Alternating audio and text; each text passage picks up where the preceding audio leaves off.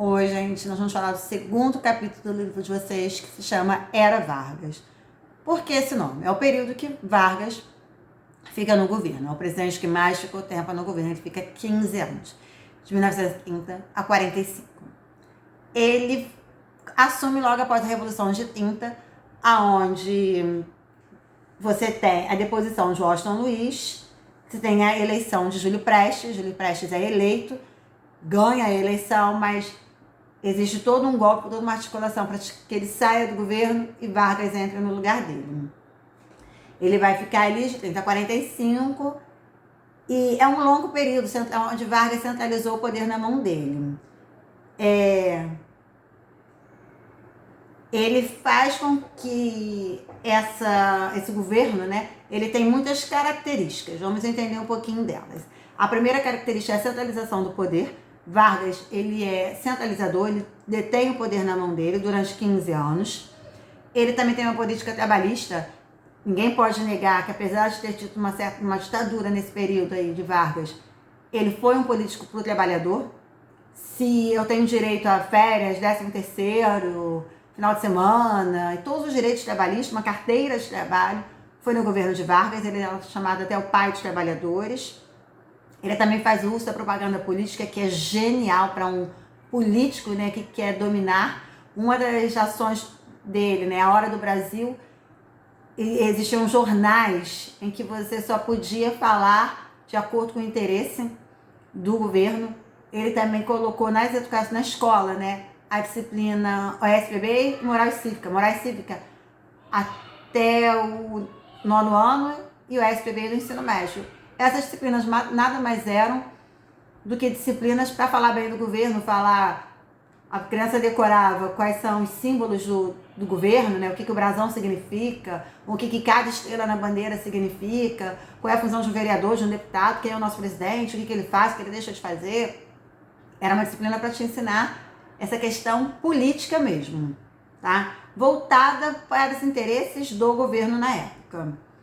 Ele também tinha uma alta capacidade de negociação, ele sabia o que dá em troca, então nada surgia por acaso, tudo era estratégia política dele. Por isso que ele conseguiu ficar tanto tempo no governo.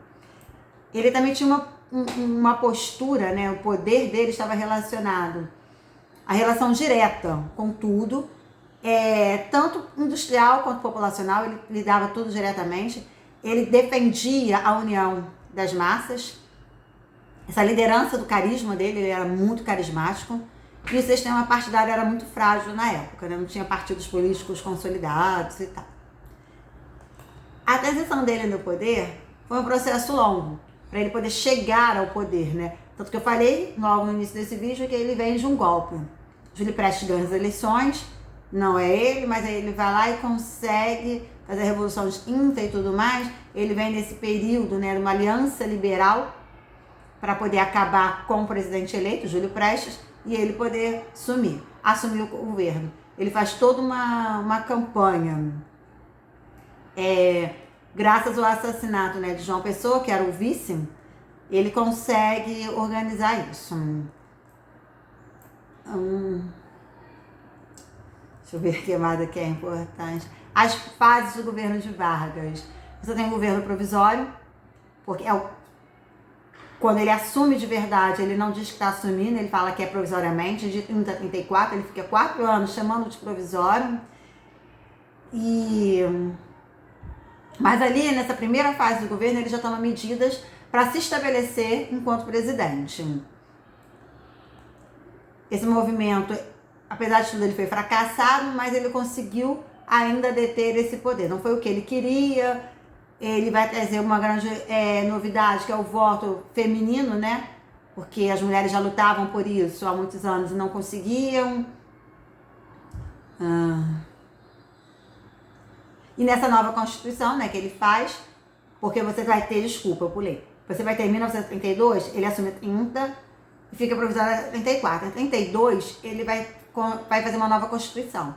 E nessa nova Constituição, você vai ter o voto feminino e ele entra como presidente.